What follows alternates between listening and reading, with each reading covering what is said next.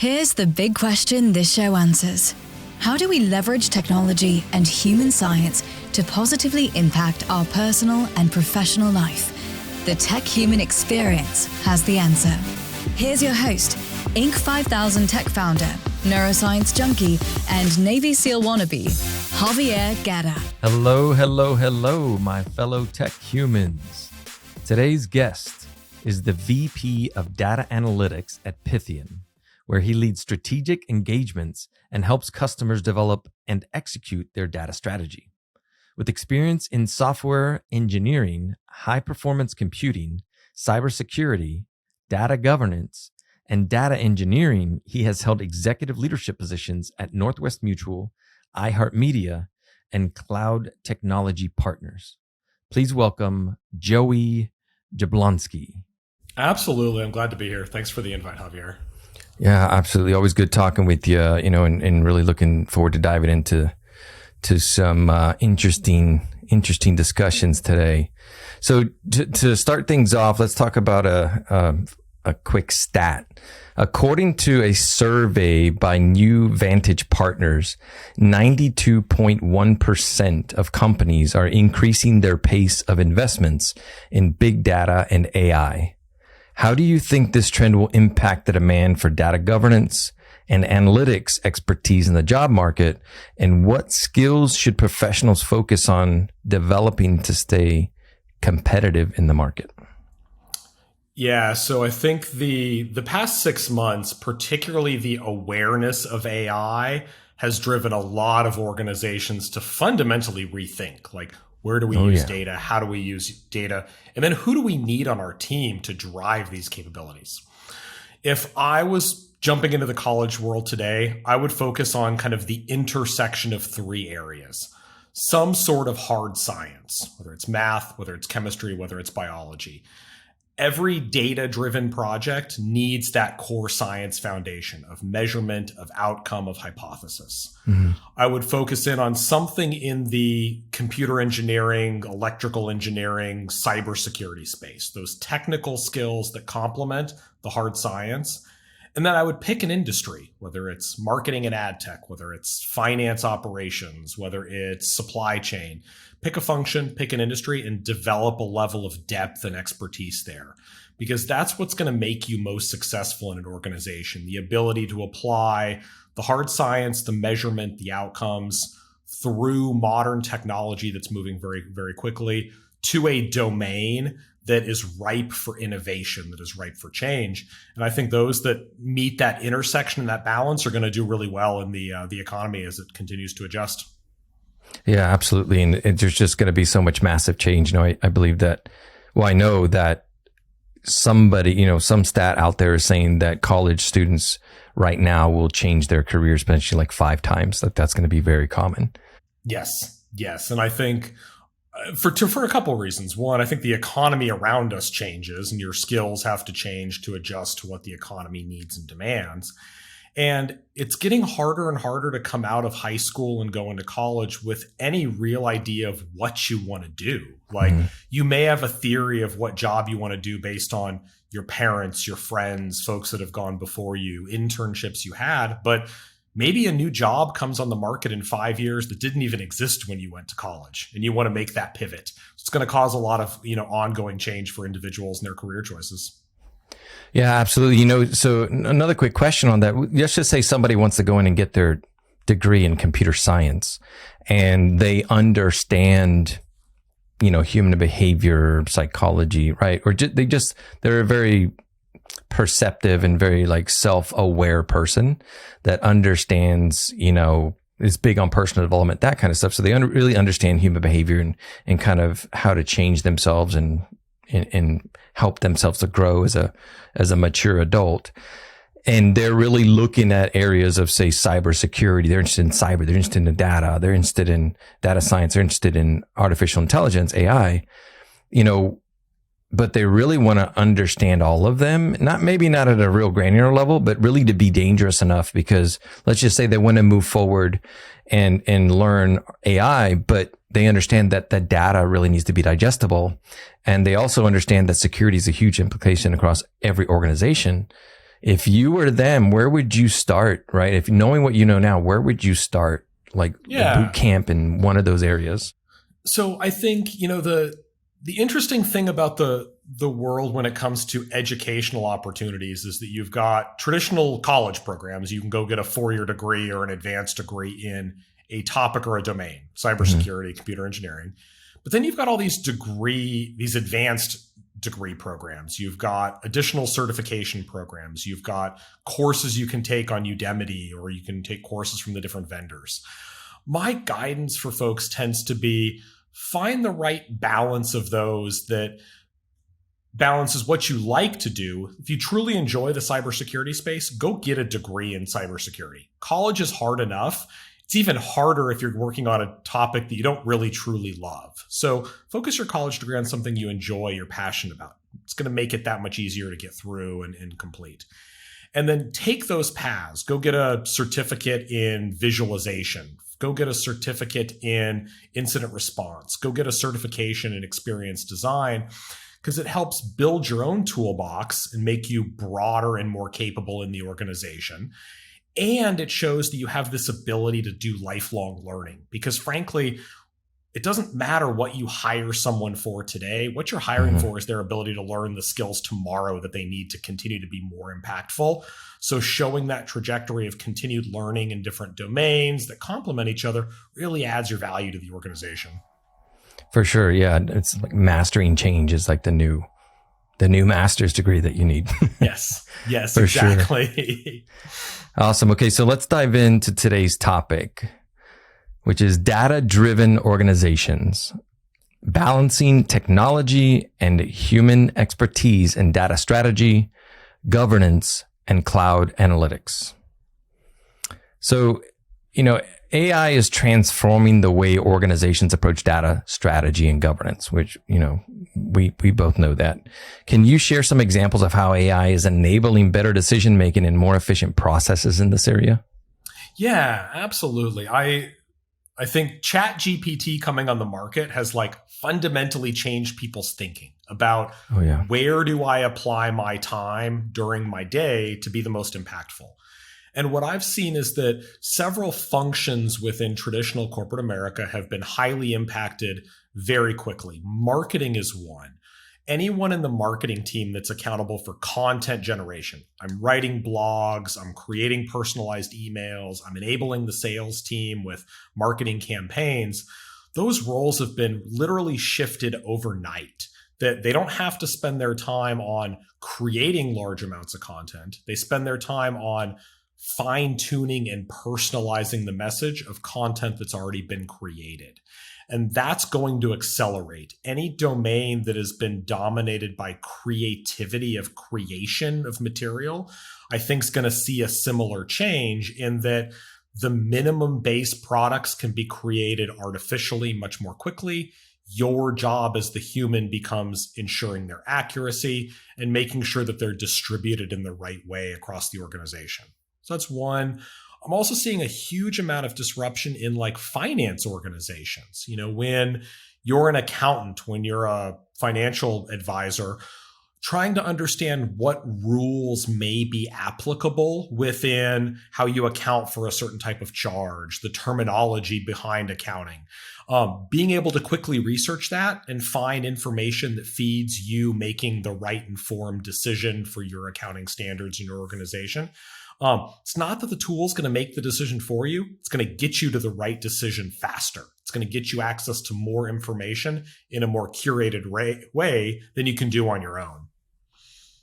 Absolutely. Yeah. It's almost mind-boggling about how quick everything is changing and how much access we have to be able to accelerate things. And I myself have been jumping into multiple different use cases, but it's you can only do so much at once. So there's so much that I can help with, but it's, there's just so much opportunity now. It's insanity. It's you have to prioritize and move forward, whichever one is going to make the most impact in your day to day, so to speak. Yep. Okay. So how can organizations ensure they're effectively leveraging AI to drive digital transformation and improve their competitive advantage in the market? Are there any common pitfalls or challenges to watch out for that you can think of? Yeah, I think there's a couple. I think you have to jump into it with the mindset that this is going to make us better. It's going to make us more effective at creating content, at targeting our customers, at doing our research and our diligence. AI is not about disrupting jobs. It's not about cutting teams, making them smaller, automating things out of existence. It's about taking work that's highly repetitive or highly inaccurate, making it less repetitive for our employees so their creativity can be applied in more impactful ways. It's about taking a team's capacity and doubling it without doubling the number of people that we have. Organizations that go into it with that mindset are going to be much more positively impacted by their ability to be much more differentiated and competitive against other players in their industry, in their market. I think the other dynamic and the pitfall organizations have to stay away from is we don't understand it, ergo we're going to ban it. The reality is that the vast majority of people in corporate America have now experienced generative AI. They've leveraged ChatGPT. They talked to a friend about it. They used it through a tool. Organizations that take that "we are going to ban it" approach end up pushing employees off to do things in ungoverned ways where we don't necessarily have a record of how those tools were used. We don't know if the information being given from those tools was accurate. What I advise organizations to do often is be very clear in your corporate policies. What generative AI tools can we use? Where within our business processes can we use them? And regularly be training your employees on what is appropriate use. How do you log the event? How do you identify bad data and make sure that outcome doesn't get in front of a customer and make us look questionable in our view to customers? So the more often you train your employees, the more crisp you are with the policies, the more we can protect the organization from this rapidly evolving technology that just frankly is not always correct. It does get the wrong answer at times. We need to make sure the human in the loop has the training and wherewithal and awareness to find that. And I like to get the nuance with organizations. This doesn't mean that we're going to apply these AI capabilities across our entire business. Maybe our answer is that we're going to apply it in marketing today, but no other business units. Then once marketing has worked through the kinks, our process, our policy, then we'll apply it to sales. Then we'll apply it to more high risk areas. It's okay to be focused and say where we're going to apply. I don't think it's tenable to say we're going to ban it completely in an organization. Yeah, I love that. So it's like, test it out. But the main thing is like, this is changing very quickly. If you don't adopt this, somebody else is, your competitor is, and they're going to potentially, do things better than you or faster than you. So you need to get in, take action with it, test it out in an area that's maybe a less risk area, like marketing versus security teams, and build, measure, learn, so to speak, as you move forward. Yep, exactly. And the other dimension is, I think there's an employee retention component here. The best employees out there want to be at organizations that are trying new things, that are moving forward, that are helping them build their own toolbox while moving the company forward. If you outright ban all these new capabilities, a lot of your employees are going to look and say, ooh, that's not interesting. That's not innovative. I'll go somewhere else where I get to play with that cool stuff. So you risk a retention problem as well. Yeah, I mean, it's pretty much like if the world is moving forward and you're being held back, like nobody wants to be held back. So yeah, that's a great point. So what steps can an organization take to foster a data-driven culture and encourage the adoption of AI and other advanced analytic technologies? Yeah. So I always start with data literacy. I always start with does our organization have the requisite skills to be data-driven? And what that means is that technologies that we have, our data lake, our visualization tools, our data science platform, our team need the technical skills to use that tooling and that infrastructure effectively. Our teams need to understand what good data looks like. What are our policies around completeness of data, of accuracy? And then most importantly, they need to understand how to tell a story with data. Going to a executive team with a proposal for a new project that talks about soft measures. It makes us better. It makes us faster. It makes us cheaper is not a data-driven approach. Going to an executive team saying we're going to invest X dollars over Y period, and we're going to get a return. We're going to get a return through increased revenue, through new customer leads, through better management of OpEx, decrease of our OpEx costs. That's what makes an organization data-driven. Having those nuanced conversations about the metrics we want to move, the investment, the timeline. Most of our employees don't have those skills. They don't come in with them. They're not something you traditionally develop in most college degree programs. So we have to teach our teams the language of being data-driven. How do you speak to your teams about metrics? How do you define good KPIs? So as I talk with organizations, we always make sure we do this stair-step approach. We can't mature people on just the technology and think we're going to see a return. We have to mature all three of those categories independently at the same rate. And that's when the organization is going to start to see we are becoming data-driven. It becomes applied as a habit, as part of how our teams operate. Yeah, I love that. So it's, people get so caught up in the minutia and the weeds of like the tools, right? The technical tools, yes. But ultimately it's a business use case and it's the business impact that we need to be able to communicate, especially to the executive level, because, they're going to make quick decisions based on data and you can't go to them. And, one of my clients says, cool isn't a good business case, right? So you have to be able to translate that into business terms and what effect it's going to have on the business, the bottom line, whatever is the most important to the organization, for sure. Yep, exactly. So with all this transformation coming at us, right? I mean, it's coming at us fast and it's not going to slow down. How can leaders really ensure that their teams are equipped with the necessary skills and knowledge they need to really navigate? Yeah, I think there's a couple. I always look at skills in an organization as a balance between bringing in new ideas, bringing in new skills. And that's who you're hiring. Are you hiring new college grads? Are you hiring experienced professionals? And that has to be balanced with what are we doing for our existing team members? What sort of training opportunities are we providing them? Are we sending them to classes? Are we having people do train the trainer and bring that knowledge back? You can't do just one. You have to balance both. And it also can't be too directed. Like I can't go tell my team, you must take these 3 classes. Most people want to have a little bit of say in their career path, their career trajectory. So we have to balance we've chosen a tool. We've chosen Tableau as our visualization tool. Everyone has to be an expert on Tableau. It's non-negotiable. We want everyone to go do that as part of their development plan. But we also want people to be really good at experience design, to think about how people consume data visually and engage with it. That may be something that we let people take some more softer skills of their choice, some design courses, that kind of thing. So we want to make sure we strike the right balance of directed learning versus, employee-driven employee choices, and then hiring to balance it. One of the things we do at Pythian that works really well for our teams is we give all of our employees a seed fund every year. That seed fund is a percentage of their salary. And that is absolutely open for whatever the employee wants to do that makes them better technically in their job.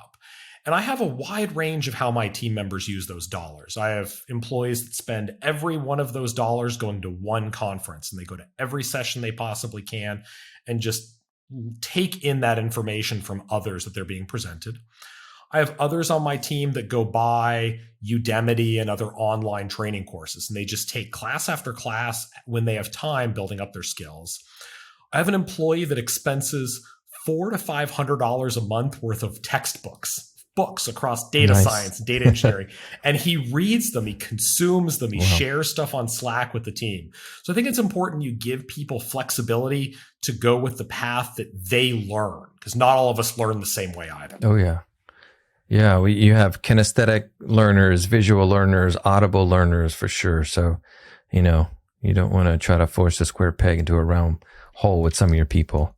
Correct. For sure. So AI and data governance, right? So, you and I both know that in order to take full advantage of AI, you really have to have your data well structured so that AI can digest that data and make sense of it and put it to good use.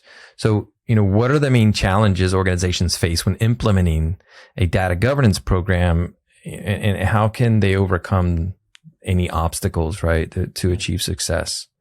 Yeah, absolutely. The biggest struggle that companies have with data governance is most companies are in a constant state of playing catch up, that the technology they've implemented, the data they've sourced, the products that they've launched on market are all moving much faster than the data governance programs are there to support them.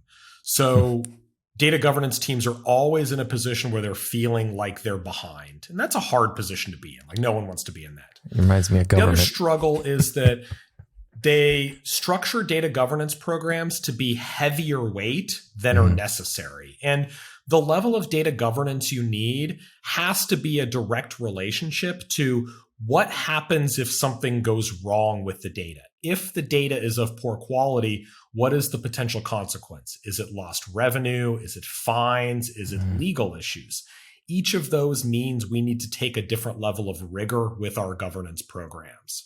So as we step into defining our governance programs, the first thing we've got to do is, what are our legal and compliance obligations? What are the commitments we've made to our customers? And what are the morals and ethics that we as a company say that we follow? Apple's a prime example. They start from the position that data is a fundamental human right. They do not negotiate or compromise on governance because of that ethical position. Other organizations have to make their own decision about where they fall on that. And then we define what are our policies that back those up, implement them from an organization. What are the technologies that we need to implement it? Make this programmatic. Humans, particularly when it comes to data management, are very error prone. We're not good at high levels of consistency because we get tired, we get disfocused. So we have to make sure we're implementing these things automatically. We're back to literacy like we talked about before. We can't expect our teams to set a bar for data quality unless we've trained them on what that bar is. And then architecture. We need standard patterns and designs shared across the organization so that people are working from the same principles of system integration, of system deployment, of vendor procurement. I just thought of something as you were talking about,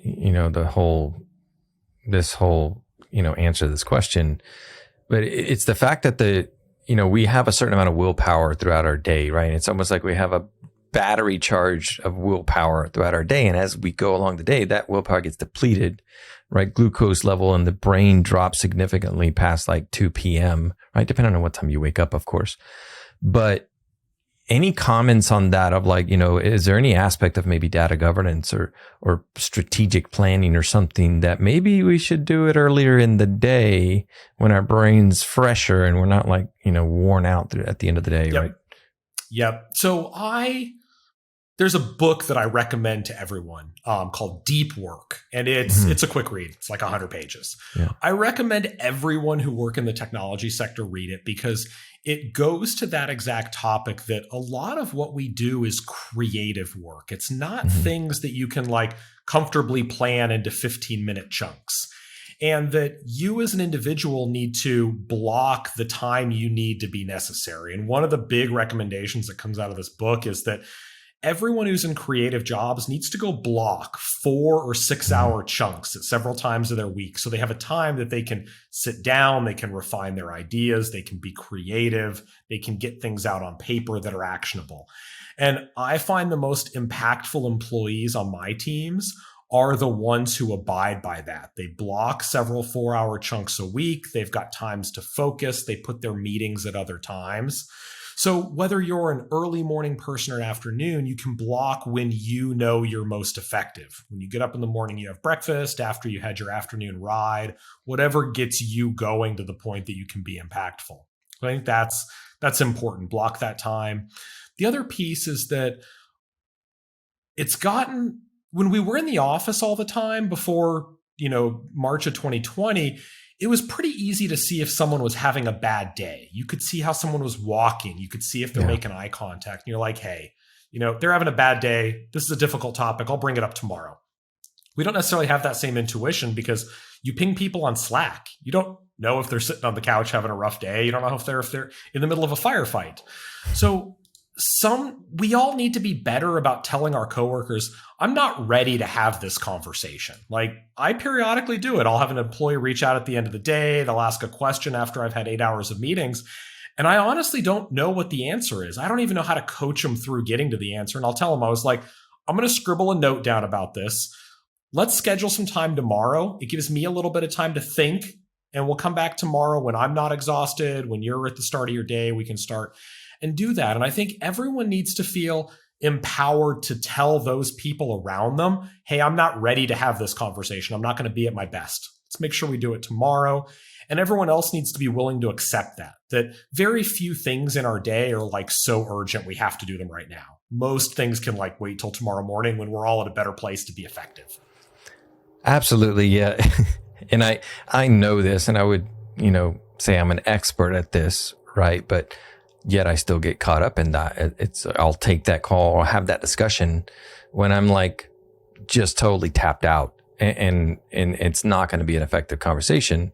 Just we get caught up in our day to day and we just forget. But it's it's really important to say, like, look, this is not the best time to have this conversation because I'm not firing in all brain cells right now, so to speak.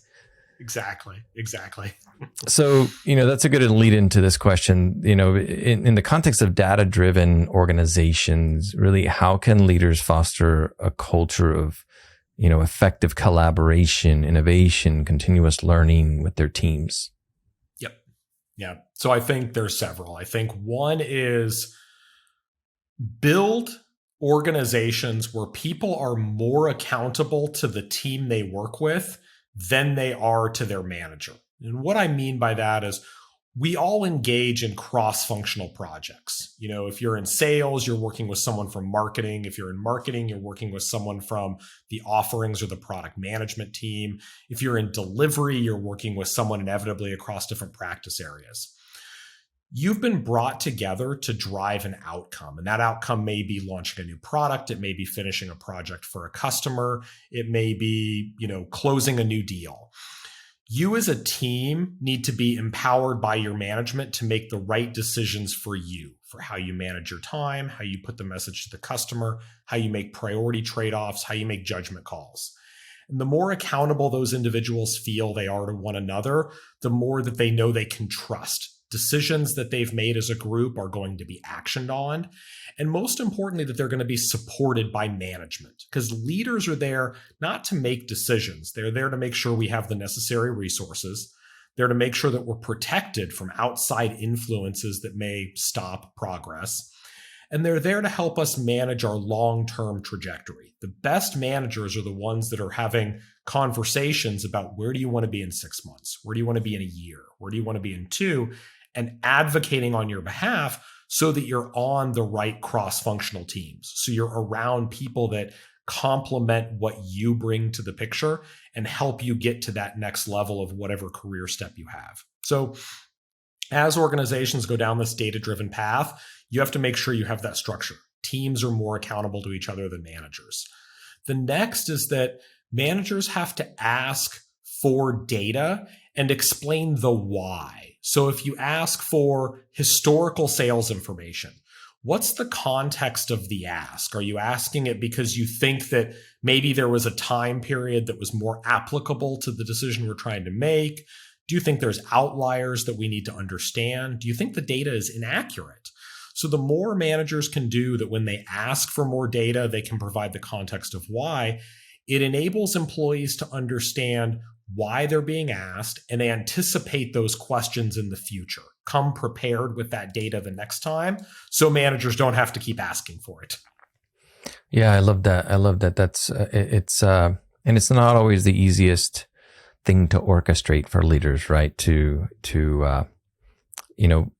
manage all the moving parts of a highly effective, high performing team with a lot of different individuals on it with different personalities, for sure. So, exactly. So on that, we're getting close on time here, but I wanted to ask you another question or two. As far as, in taking empathy into consideration, how can organizations strike a balance between leveraging data insights and considering the human impact of their decisions, basically taking that data and what does the organization need and how can we move forward, but then also considering the human impact of that decision. I think, so I made a comment earlier about like the importance of experience design. And when you're dealing with data, experience design has to be part of that working team. You need someone that deeply understands how humans work, how they're most efficient, how they're most creative. We have a customer that every time they have a business challenge, they deploy a new dashboard. And each of these dashboards has metrics about various steps in their process, how long it took, the resources against it, how much they spent, what the outcome was. From a executive leadership perspective, from a data perspective, this is the right thing to do. We're providing visibility into what's going on. From an individual contributor perspective in the business, I now have to go to like 12 different places to understand what I did it move the needle in the right way? And it's created a lot of swivel chair for a lot of individuals in the organization. And it's not that it's bad information, but that it's extraordinarily hard to consume for the individual. So the individuals in most cases are ignoring it. So we have visibility into our business, but we're ignoring it because it's so hard to consume. So whenever we do things with our data environments, we bring in new data, we provide new KPIs, we make automated decisions, we have to think about every single person in the process and how are they going to consume that? How is it going to change their day? Because if you give people better data, but you make it hard to find, or you make it difficult to consume, or you make it inaccurate and hard to trust, you're actually making it harder on the employees. So it's not just the data, it's how people utilize that in their daily job to become more impactful without making the job harder in the process.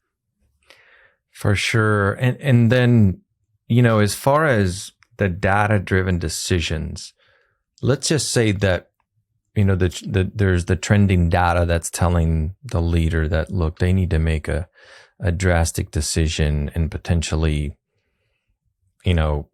outsource a team or, scratch this entire project and move in a completely different direction, which could potentially impact, the jobs of certain individuals on that team, right? Or the entire team, and I think we're at a time right now that some big decisions are having to be made where there's, some cuts happening with some, fairly significant amounts of people.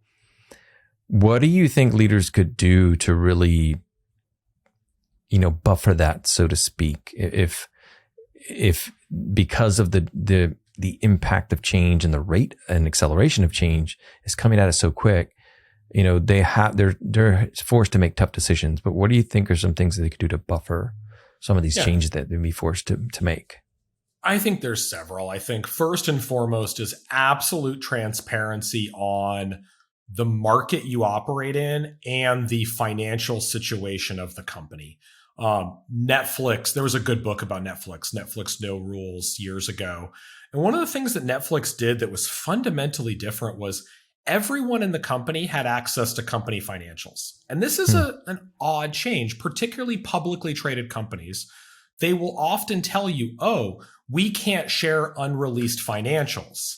Well, you can. There's actually nothing within SEC rules that say you can't tell every single employee what's going on. The way the rule is stated is that if you have that information, you are restricted from doing certain things. You can't talk to the news. You can't take stock trades. You can't go tell your mom to buy Netflix. And Netflix managed this successfully. In all their years as a publicly traded company, telling everyone their numbers, they had one incident where somebody violated the rules, and Netflix worked jointly with the SEC to handle the situation. So employees, when they're given a high level of trust, oftentimes take that and utilize it in the most appropriate ways. So transparency in what's going on, because employees are going to make better decisions if they understand what's at stake in the market with the company. So transparency is number one. Second is be explicit from what you need from your employees, not just today, but in 2 years and 3 years and 5 years. A lot of organizations get caught up in the quarterly trap. We need you to produce X number of widgets this quarter. We need you to produce Y amount of revenue this half of the year. And that's good. It's tactical. We have to do that to announce our earnings. We got to do it to manage our cash flow. But it puts the employees in a situation where if things drastically change outside of that window, they're suddenly not prepared. So we need to be clear with our employees that this is what I need you to produce this quarter. But in a year from now, I need you to be more impactful. I need you to be producing more revenue. I need you to be producing a new product line. I need you to get us into a new industry. That way, employees can be thinking about what they need to do, what investments they need to make, what training. And the company needs to be providing that training. And lastly, very rarely do I see a decision in corporate America that's the wrong one. I see employees that made decisions because they didn't have the right context, or they didn't have the right skills, or they had a different set of experience. And you've got to be very careful that when employees make decisions that are different than their manager would have, different than what people next to them would have, that you correct that behavior in the right way. Most times it means let that decision play out. Let the employee talk through what they would have done differently. That way the employee feels like they're part of the process. And again, they're constantly improving. They're feeding information up to leadership about what they need, and they're part of the process. The more we can do of making employees part of the process, where we need them to be, the more impactful it's going to be for the organization. Yeah, I love that. And if you study the science of the best teams, the foundation is trust, right? And that transparency helps bring that trust. And if your team doesn't feel like, they can be trusted, or leadership can be trusted, or each other can be trusted, well, then odds are they're not going to feel that they can speak up if they don't agree with something. And from there, they're not going to fully commit. They're going to smile and wave and nod their head, but behind the scenes, they're going to be like, well, this is BS, right? And Yes. So you won't ever get to that level of, full accountability in each other and, helping your teams, the team synergy of helping each other stay accountable, because not everybody's fully committed. And, it's hard to get to high levels of performance or peak performance when your team members aren't fully committed, so to speak, right? Yep. So Joey, in your opinion, what technology does the world need that doesn't exist yet? So I think there's something at the intersection of AI and like our schedules and our calendars to maximize our impact. To our conversation earlier, what time of day should people be doing their work to be most effective? How do you block your creative time so you're not caught up? We have lots of tools at our disposal to schedule time. I can go get time from anyone on my team. I can send out a calendar invite. People will move meetings around. But is it really making the organization better? We don't always know. Like, I want to believe. I'm not going to send out a meeting invite if I know it's detrimental, but I don't always know that I got the impact. I feel like there's something around how we as humans manage our time to be at our best, to understand when we're being the most creative, when we're getting the most impact, when we're engaging with people in a very human connected way. I just look at the world around us, and the best manifestation was I was trying to schedule like a weekend, pool barbecue party with some friends that we don't see very often. And the soonest we could schedule it was late June. Like months away, because there's just so much going on. They're busy, we're busy. And I think there's something around us as humans of taking a step back, of understanding what time we're investing and where is maximizing our impact. And frankly, just getting better at saying no to things, or maybe having a system tell us, hey, this is not where you need to be spending your time. It's not valuable. Boundaries. Yes, boundaries. Makes you think about boundaries. Were you going to say Dr. Cloud? We're just not good at it. We're not good at it. There's a book called Boundaries for Leaders by Dr. Cloud. Great read. Really great book. Highly recommend it. I'll have to look it up. Add it to my list. Yeah, it's good stuff. And that's, like you said, it's one of the hardest parts to say no, right? But it's understanding your priorities, all that good stuff. So audience, Pythian is hiring. Joey, why is Pythian a good place to work? So Pythian is exciting for a couple of reasons. We're 25 years old. Company's been around for a long time. And in that process, we have people that have been around the company for 15 years. We have a deep level of expertise. We've also always been a remote company. We have people in 24 countries. We have people that can talk about styles of cooking that I've never heard of. We have people that speak at some of the best database conferences. We have a collection of individuals that I've never seen anywhere. On the flip side, I live in Austin. When I go to the domain, I walk past a dozen different stores that are customers of ours, that we either built models to help manage stock evolution, or we manage their point of sale system, or we make sure that inventory of coffee got to the store on time. And it's rewarding to be around people that you want to work with and be able to go out in public and see the brands that you support, the outcomes that occur. It's I always love driving around town and telling my wife, yeah, we did work for that company. It's exciting. Yeah. And come to find out that we have a mutual Fortune 100 client, which is cool to understand. Yes. And an iconic brand. Like, it's a brand that everyone who's listening to this has the products in their house. They just don't know. Sure. Multiple products in their house. Yes. For sure. So what type of projects is your team currently working on? Yeah, that you can absolutely. share, of course. Yeah, of course. So my team has accountability for data science, for data engineering, and data governance. Some of the cooler projects that we're working on is we have a customer in the commodity space. My team is working on building a data science model to predict the chances of an RFP closing based on how they price the commodity. So we're providing their sales team very deep insights into how have past pricing decisions affected the ability for them to buy and sell the products that they trade on the global market. So highly impactful, really moves the needle for them in terms of how they close more business. I have another customer recently that we actually built a chat bot for them for their IT department. This is a company that they're a global media organization, and they film documentaries globally. They have hundreds of people worldwide on any given basis that are filming a documentary, interviewing individuals, getting the local view on the ground globally.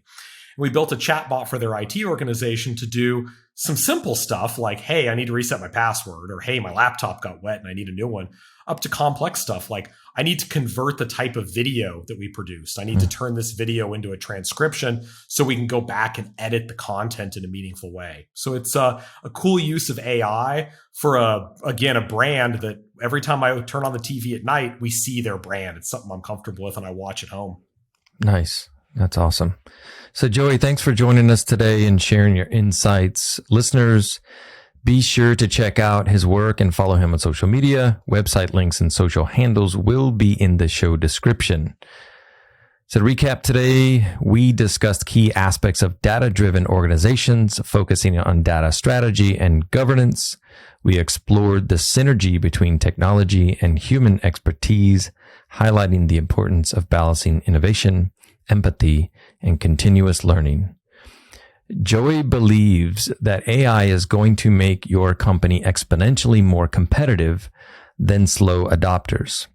So it's important that you quickly shift your culture to be more agile in the way it adopts new technical capabilities. So open up your calendar right now and schedule a meeting to discuss this with your leadership team. And don't forget to help your fellow tech humans. Share this podcast and follow me on LinkedIn at Javier Guerra 360. See you next time on the Tech Human Experience.